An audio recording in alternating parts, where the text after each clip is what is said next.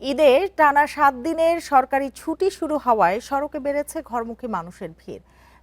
বাড়ি ফেরা নিয়ে আরো জানতে রাজধানীর মহাখালী বাস টার্মিনাল থেকে আমাদের সাথে যোগ দিয়েছেন সহকর্মী ইমরান হাসান। ইমরান, বলবেন যে এই মুহূর্তে টার্মিনালে ভিড় কেমন দেখছেন যাত্রীর, আর কোনো অভিযোগ রয়েছে কিনা?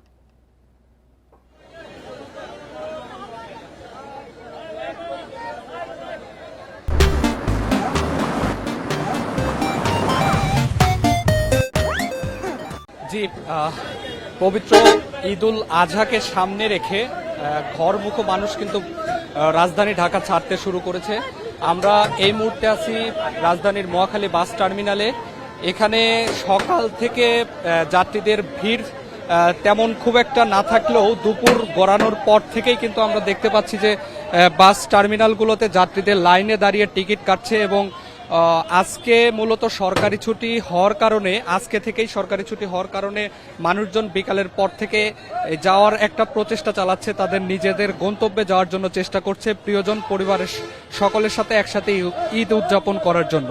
আমরা এখানে এসে পরিবহন সংশ্লিষ্টদের সাথে কথা বলছি। তারা যেমনটি জানিয়েছে, এখন পর্যন্ত সকাল থেকে প্রায় 700 থেকে 800 বাস বিভিন্ন বিভাগীয় কাউন্টার এই মহাখালী বাস টার্মিনাল ছেড়ে চলে গেছে এবং প্রায় 1200 থেকে 1300 বাস আবার ঢাকায় ইন করছে যাত্রীদের নিয়ে যাওয়ার জন্য।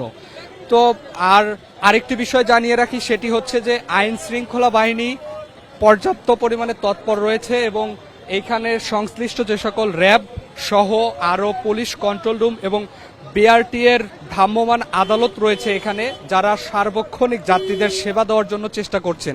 এবং আরেকটি অপ্রীতিকর ঘটনা ঘটেছে এখানে, সেটি হচ্ছে যে একটি বাস কাউন্টারের টিকিট তারা আগে থেকেই যাত্রীদের থেকে কেটে রেখেছেন, কিন্তু নির্ধারিত সময় বাস তারা সরবরাহ করতে পারেনি। এক্ষেত্রে বিআরটিসি এবং বিআরটি এর যৌথ উদ্যোগের সমন্বয়ে তারা বিকল্প উপায়ে যাত্রীদের নির্দিষ্ট গন্তব্যে পৌঁছানো দেওয়ার চেষ্টা করছে। আমরা নির্বাহী ম্যাজিস্ট্রেটের সাথেও কথা বলেছি, তিনি এমনটা জানিয়েছেন এবং আমাদেরকে বলেছেন যাত্রীদের যেন নির্বিঘ্নে বাড়ি ফিরতে পারে, সেক্ষেত্রে তারা সর্বোচ্চ চেষ্টা করছেন।